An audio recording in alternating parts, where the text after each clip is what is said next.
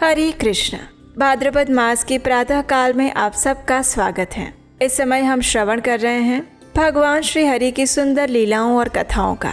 भाद्रपद मास के इस पावन अवसर पर इस समय हम पद्म पुराण से विभिन्न कथाओं का आस्वादन कर रहे हैं और उसी के भाग स्वरूप चलिए आज की हमारी भाद्रपद मास कथा श्रृंखला आगे बढ़ाते हैं और श्रवण करते हैं आज की इस सुंदर कथा का, जिसमें ऋषि पुलस्त्य जी पुष्कर तीर्थ की महिमा के विषय में बता रहे हैं। आइए आज की भाद्रपद मास कथा आरंभ करते हैं। ऋषि पुलस्त्य ने कहा, हे भीष्मदेव, मेरुगिरी के शिखर पर श्रीधान नामक एक नगर है जो अनेक प्रकार के रत्नों से सुशोभित है, अनेक आश्चर्यों का घर है और बहुत से वृक्षों से हरा भरा है। अनेक प्रकार के अद्भुत धातुओं से उसकी बड़ी विचित्र शोभा होती है। वो स्वच्छ स्फटिक मणि के समान निर्मल दिखाई देता है। वहाँ ब्रह्मा जी का वैराज नामक भवन है, जहाँ देवताओं को सुख देने वाली कांतिमती नाम की सभा है। वो मुनि समुदाय से सेवित और ऋषि महर्षियों से भरी हुई रहती है। एक दिन देवेश्वर ब्रह्मा जी उसी सभा में बैठकर जगत का निर्माण करने वाले परम भगवान परमेश्वर का ध्यान कर रहे थे। ध्यान करते हुए उनके मन में एक विचार आया कि मैं किस प्रकार यज्ञ करूं, भूतल पर कहाँ और किस स्थान पर मुझे यज्ञ करना चाहिए। काशी, प्रयाग, तुंगा यानी तुंगभद्रा, नैमिषारण्य, पुष्कर, कांची भद्रा, देविका, कुरुक्षेत्र, सरस्वती और प्रभास आदि बहुत सारे तीर्थ स्थान हैं। भूमंडल में चारों ओर जितने भी पुण्य तीर्थ और क्षेत्र हैं, उन सबको भगवान श्री हरि ने प्रकट किया है, जिससे मेरी उत्पत्ति हुई है। वे भगवान विष्णु की नाभि से प्रकट हुए उस कमल को ही वेद पाठी ऋषि पुष्कर तीर्थ कहते हैं। इस प्रकार विचार करते हुए प्रजापति ब्रह्मा जी के मन में ये बात आई कि अब मैं पृथ्वी पर जाऊं। ये सोचकर वे अपनी उत्पत्ति के प्राचीन स्थान पर गए और वहां के उत्तम वन में प्रविष्ट हुए, जो अनेक प्रकार के वृक्षों और लताओं से घिरा हुआ था, भांति भांति के फूलों से सुशोभित था। वहां पहुंचकर उन्होंने क्षेत्र की स्थापना की। अब उसका वर्णन सुनिए। चंद्र नदी के उत्तर प्राची सरस्वती तक और नंदन नामक स्थान से पूर्व क्रम्य या कल्प नामक स्थान तक जितनी भी भूमि है, वो सारी पुष्कर तीर्थ के नाम से प्रसिद्ध है। इसमें लोककर्ता ब्रह्मा जी ने यज्ञ करने के लिए वेदी बनवाई। ब्रह्मा जी ने वहाँ 3 पुष्करों की कल्पना की। प्रथम ज्येष्ठ पुष्कर तीर्थ समझना चाहिए, जो तीनों लोगों को पवित्र करने वाला और विख्यात है। उसके देवता साक्षात ब्रह्मा जी हैं। दूसरा मध्यम पुष्कर है, जिसके देवता भगवान विष्णु है, और तीसरा कनिष्ठ पुष्कर है, जिसके देवता भगवान रुद्र हैं। ये पुष्कर नामक वन आदि प्रधान और गुह्य क्षेत्र है। वेदों में भी इसका वर्णन आता है। इस तीर्थ में भगवान ब्रह्मा जी सदैव निवास करते हैं। यहाँ की यज्ञ वेदी को उन्होंने सुवर्ण और हीरे से मढ़ा दिया और अनेक प्रकार के रत्नों से सुसज्जित करके उसके फर्श को सब प्रकार से सुशोभित और सुंदर बना दिया। उसके बाद लोक पितामह भगवान ब्रह्मा जी वहाँ पर आनंद पूर्वक रहने लगे। उनके साथ ही भगवान श्री विष्णु, रुद्र, 8 वसु, दोनों अश्विनी कुमार, मरुदगण और स्वर्गवासी देवता भी देवराज इंद्र के साथ वहां पर आकर विहार करने लगे। जो ब्राह्मण अग्निहोत्र परायण होकर संहिता के क्रम से विधि पूर्वक मंत्रों का उच्चारण करते हुए इस तीर्थ में वेदों का पाठ करते हैं, वे सभी लोग ब्रह्मा जी के कृपा पात्र होकर उन्हीं के समीप निवास करते हैं। ऋषि पुलस्त्य जी के द्वारा सुनाए गए इस वर्णन को सुनकर भीष्मदेव पूछते हैं, हे भगवान, तीर्थ निवासी मनुष्यों को पुष्कर में किस विधि से रहना चाहिए? क्या केवल पुरुषों को ही वहाँ पर निवास करना चाहिए या स्त्रियां भी वहाँ पर रह सकती हैं, अथवा सभी वर्णों और आश्रम के लोग वहाँ पर निवास कर सकते हैं? इसके उत्तर में पुलस्त्य जी कहते हैं, हे राजन, सभी वर्णों और आश्रमों के पुरुषों और स्त्रियों को उस तीर्थ में निवास करना चाहिए। सबको अपने अपने धर्म और आचरण का पालन करते हुए दंभ और मोह का परित्याग करके रहना उचित है। सभी मन, वाणी और कर्म से ब्रह्मा जी के भक्त और जितेंद्रिय हों। कोई किसी के प्रति दोष दृष्टि ना करे। सभी मनुष्य संपूर्ण प्राणियों के हितैषी हो और किसी के हृदय में गलत भाव नहीं रहना चाहिए। तब भीष्मदेव एक और प्रश्न करते हैं, हे ब्रह्मन, क्या करने से मनुष्य इस लोक में ब्रह्मा जी का भक्त कहलाता है? मनुष्यों में कैसे लोग ब्रह्म भक्त माने गए हैं, कृपया ये बताइए। तब ऋषि पुलस्त्य जी कहते हैं, हे राजन, भक्ति 3 प्रकार की होती है, मानस, वाचिक और कायिक। इसके सिवा भक्ति के 3 भेद और है, लौकिक, वैदिक और आध्यात्मिक। ध्यान धारणा पूर्वक बुद्धि के द्वारा वेदार्थ का जो विचार किया जाता है उसे मानस भक्ति कहते हैं। ये ब्रह्मा जी की प्रसन्नता बढ़ाने वाली है। मंत्र जप, वेद पाठ और आरण्यकों के जप से होने वाली भक्ति वाचिक कहलाती है। मन और इंद्रियों को रोकने वाले व्रत, उपवास, नियम, कृच्छ, शांतपन तथा चांद्रायण आदि भिन्न भिन्न व्रतों से, ब्रह्म कृच्छ नामक उपवास से और बाकी अन्य शुभ नियमों के अनुष्ठान से जो भगवान की आराधना की जाती है उसे कायिक भक्ति कहते हैं। यह द्विजातियों की त्रिविध भक्ति बताई गई।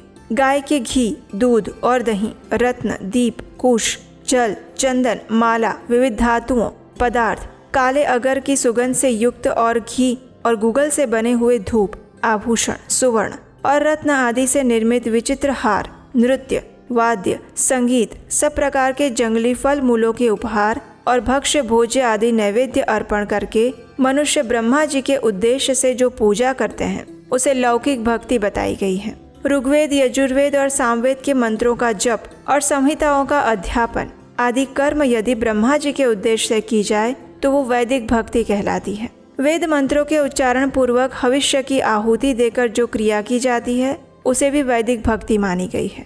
अमावस्या अथवा पूर्णिमा के दिन जो अग्निहोत्र किया जाता है, यज्ञों में जो उत्तम दक्षिणा दी जाती है और देवताओं को जो पुरोडाश और चरु अर्पण किए जाते हैं, ये सब वैदिक भक्ति के अंतर्गत हैं। इष्टि, ध्रुति, यज्ञ संबंधी सोमपान और अग्नि, पृथ्वी, वायु, आकाश, चंद्रमा, मेघ और सूर्य के उद्देश्य से किए हुए कर्म, उन सब के देवता ब्रह्मा जी हैं। ब्रह्मा जी की आध्यात्मिक भक्ति भी दो प्रकार की बताई गई है। एक है सांख्यज और दूसरी योगज। इन दोनों का आप भेद सुनो। प्रधान मूल प्रकृति आदि प्राकृत तत्व संख्या में 24 हैं। वे सबके सब जड़ और भोग्य हैं। उनका भोक्ता पुरुष 25वां तत्व है और वो चेतन है।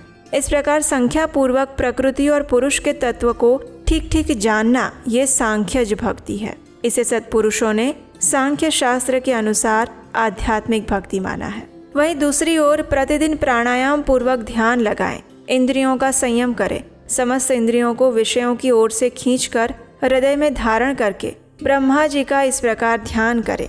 हृदय के भीतर कमल है, उसकी कर्णिका पर ब्रह्मा जी विराजमान हैं। वे रक्त वस्त्र धारण किए हुए हैं, उनके सुंदर नेत्र हैं, सभी ओर उनके मुख प्रकाशित हो रहे हैं।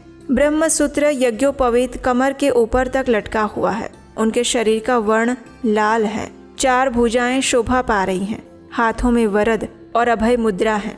इस प्रकार के ध्यान की स्थिरता ये योगजन्य मानस सिद्धि है और यही ब्रह्मा जी के प्रति होने वाली पराभक्ति मानी गई है। जो भगवान ब्रह्मा जी में ऐसी भक्ति रखता है वो ब्रह्म भक्त कहलाता है। हे भीष्मदेव, अब पुष्कर क्षेत्र में निवास करने वाले पुरुषों के पालन करने योग्य नियमों के बारे में सुनो। पूर्व काल में जब भगवान विष्णु और उनके साथ अन्य देवताओं का वहां पर समागम हुआ था, उस समय सबकी उपस्थिति में ब्रह्मा जी ने स्वयं ही क्षेत्र निवासियों के कर्तव्य को विस्तार से बताया था। उन्होंने कहा था कि पुष्कर क्षेत्र में निवास करने वालों के लिए ऐसा उचित माना गया है कि वे ममता और अहंकार को पास ना आने दें, आसक्ति और संग्रह की वृत्ति ना रखें। बंधु बांधवों के प्रति भी उनके मन में आसक्ति नहीं रहनी चाहिए। वे ढेले, पत्थर और सुवर्ण को एक समान समझे। प्रतिदिन नाना प्रकार के शुभ कर्म करते हुए संपूर्ण प्राणियों को अभय दान दें। नित्य प्राणायाम और परमेश्वर का ध्यान करें। जप के द्वारा अपने अंतःकरण को शुद्ध बनाएं। यति धर्म के कर्तव्यों का पालन करें। सांख्य योग की विधि को जानें और संपूर्ण संशयों का उच्छेद करके ब्रह्म का बोध प्राप्त करें। क्षेत्र निवासी ब्राह्मण इसी नियम से रहकर यहाँ पर यज्ञ करते रहें। अब पुष्कर नाम के स्थान पर जिसे मृत्यु प्राप्त होती है, उन लोगों की क्या गति होती है और उन्हें क्या फल मिलता है, उसके विषय में सुनिए। जिसकी मृत्यु पुष्कर क्षेत्र में होती है वे लोग अक्षय ब्रह्म सायुज्य को प्राप्त करते हैं, जो दूसरों के लिए अत्यंत दुर्लभ है। उन्हें उस पद की प्राप्ति होती है जहाँ जाने पर पुनः मृत्यु प्रदान करने वाला जन्म नहीं ग्रहण करना पड़ता। वे पुनरावृत्ति के पथ का परित्याग करके ब्रह्म संबंधिनी पराविद्या में स्थित हो जाते हैं। पुष्कर क्षेत्र में मरने वाले म्लेच्छ, शूद्र, स्त्री, पशु, पक्षी और मृग आदि सभी प्राणी भी ब्रह्म लोक को प्राप्त करते हैं। वे दिव्य शरीर धारण करके सूर्य के समान तेजस्वी विमानों पर बैठकर ब्रह्म लोक की यात्रा करते हैं। तिर्यक योनि में पड़े हुए पशु पक्षी, कीड़े मकोड़े, चींटियां, थलचर, जलचर, स्वेदज, अंडज, उद्भिज, जरायुज आदि प्राणी अगर पुष्कर वन में प्राण त्याग करते हैं तो सूर्य के समान कांतिमान विमानों पर बैठकर ब्रह्मलोक में जाते हैं। जैसे समुद्र के समान दूसरा कोई जलाशय नहीं, वैसे ही पुष्कर के समान दूसरा कोई तीर्थ नहीं। भगवान श्री विष्णु के साथ इंद्र आदि सभी देवता, गणेश, कार्तिकेय, चंद्रमा, सूर्य और सभी देवियां, ये सब संपूर्ण जगत का हित करने के लिए ब्रह्मा जी के निवास स्थान पुष्कर क्षेत्र में सदैव विद्यमान रहते हैं। इस तीर्थ में निवास करने वाले लोग सतयुग में 12 वर्षों तक, त्रेता में 1 वर्ष तक, द्वापर में 1 मास तक तीर्थ सेवन करने से जिस फल को पाते थे, उसे कलयुग में 1 दिन रात के तीर्थ सेवन से ही प्राप्त कर लेते हैं। और ये बात देवादिदेव ब्रह्मा जी ने पूर्व काल में मुझसे स्वयं कही थी। पुष्कर से बढ़कर इस पृथ्वी पर दूसरा कोई क्षेत्र नहीं, इसलिए पूरा प्रयत्न करके मनुष्य को इस पुष्कर वन का सेवन करना चाहिए। ब्रह्मचारी, गृहस्थ, वानप्रस्थ और सन्यासी, ये सभी लोग अपने अपने शास्त्रोक्त धर्म का पालन करते हुए इस क्षेत्र में परम गति को प्राप्त कर सकते हैं। तो ये थी आज की भाद्रपद मास कथा के अंतर्गत पुष्कर क्षेत्र की महिमा। पुष्कर नामक इस पवित्र क्षेत्र की महिमा शायद ही आपने पहले कभी इतनी विस्तार से सुनी होगी, और अगर ये सत्य है तो हमें नीचे कमेंट बॉक्स में लिखकर बताइए कि आज हमने पहली बार पुष्कर क्षेत्र के विषय में इतनी विस्तृत जानकारी सुनी है। आपके प्रत्येक कमेंट्स को हम पढ़ते हैं और हमें ये जानना अच्छा लगता है कि आप सब तक प्रमाणभूत वैदिक जानकारी पहुंचाने का हमारा प्रयास सार्थक हो रहा है। इसी के साथ आज की भाद्रपद मास कथा को यहीं पर विराम देते हैं और हम आपसे मिलेंगे कल प्रातःकाल फिर से भाद्रपद मास की एक नई कथा के साथ। तब तक के लिए अगर पहली बार आप इस चैनल पर आए हैं तो अभी इस चैनल को सब्सक्राइब करके शेयर कीजिए, नोटिफिकेशन ऑन करके रखिए। मिलते हैं कल प्रातःकाल आपके अपने चैनल उपदेशाष्टकम पर। हरे कृष्णा।